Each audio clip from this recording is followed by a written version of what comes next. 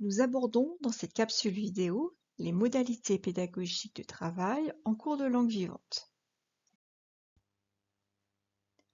En préambule, nous attirons votre attention sur un schéma pédagogique vertueux prenant appui sur la pédagogie explicite qui consiste pour le professeur à accompagner la passation de chaque consigne d'un exemple de réalisation de ce qu'il attend, que ce soit en compréhension ou en production.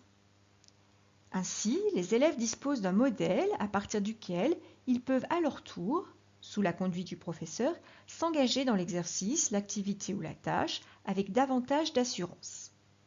Cette étape de réalisation guidée, qui voit le professeur proposer du feedback individuel ou collectif, laisse ensuite la place à un temps de travail individuel de l'élève, qui mesure alors son degré d'autonomie par rapport à son niveau initial de connaissances et de compétences. Le schéma suivant résume cette chaîne d'action pédagogique. Je fais, vous faites, tu fais. Il existe 3 modalités pédagogiques de travail qui permettent un apprentissage optimal lorsqu'elles sont alternées avec un dosage opportun. Le travail individuel, le travail collaboratif et le travail collectif. Il ne s'agit en aucun cas de les hiérarchiser en fonction de leur degré d'efficacité, mais de les appréhender en tant que modalités complémentaires. Idéalement, tout exercice, activité ou tâche devrait s'appuyer sur au moins 2 modalités pédagogiques de travail. Par exemple, donner à faire un exercice collectivement avant d'en faire refaire tout ou partie individuellement aux élèves. Le cours de langue gagnera à être rythmé par des temps de travail individuels. Par exemple, le professeur peut demander aux élèves de réaliser un remue-ménage lexical et culturel à partir d'un thème et d'écrire ou de rassembler dans leur tête des idées et des mots. Cette étape peut précéder ou suivre la réalisation de cette même activité collectivement ou en groupe. Un autre exemple.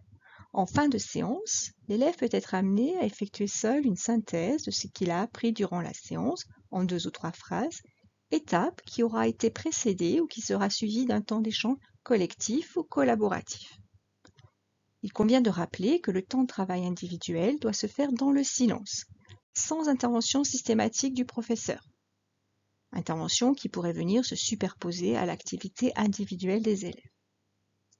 Le travail individuel des élèves présente l'intérêt pédagogique majeur de mobiliser et d'inclure tous les élèves sans exception. Passons maintenant au travail collaboratif. Il s'agit de ce qui est appelé communément travail de groupe. Cette modalité pédagogique de travail permet entre autres de développer les compétences sociales des élèves.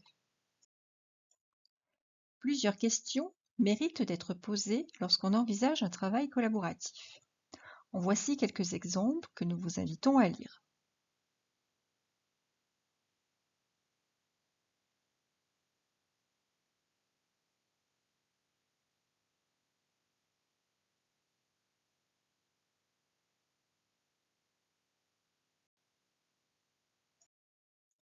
La première question que l'on peut se poser est combien de temps allouer à un travail de groupe?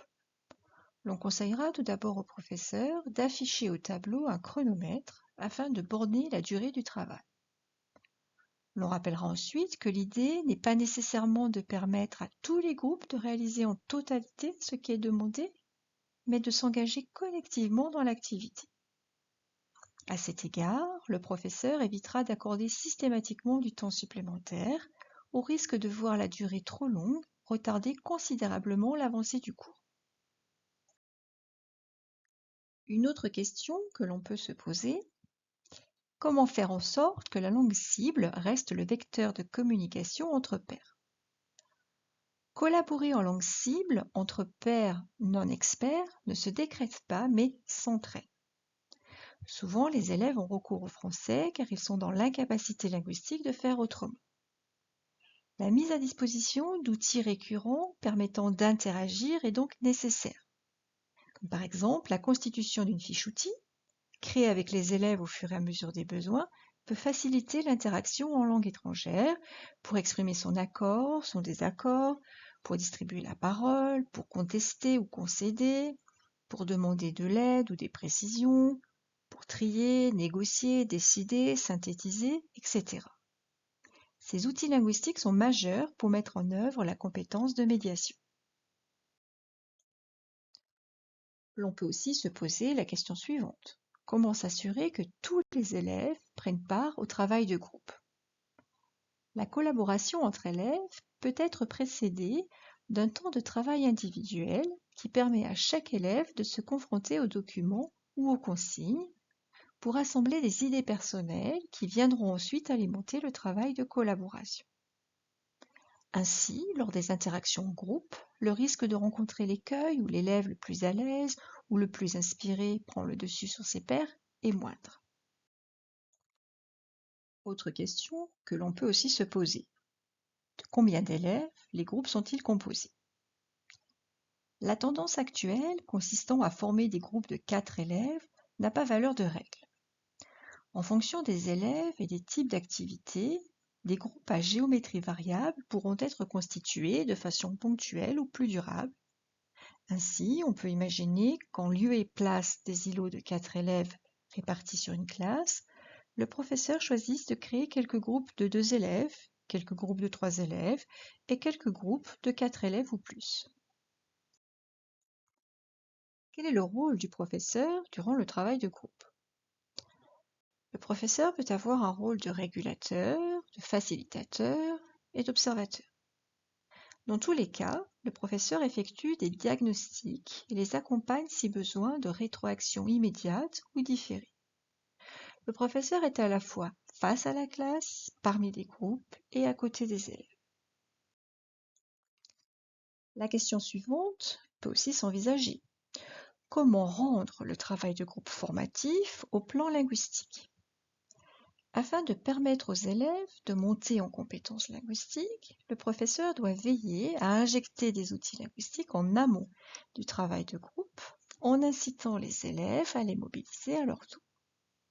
Par exemple, pendant les premières minutes du travail de groupe, le professeur diagnostique la bonne utilisation des outils linguistiques par les élèves et décide, à l'attention des groupes les plus en difficulté notamment, de proposer un modèle via un groupe témoin performant qui, face à la classe, fait la démonstration de ce qui est attendu.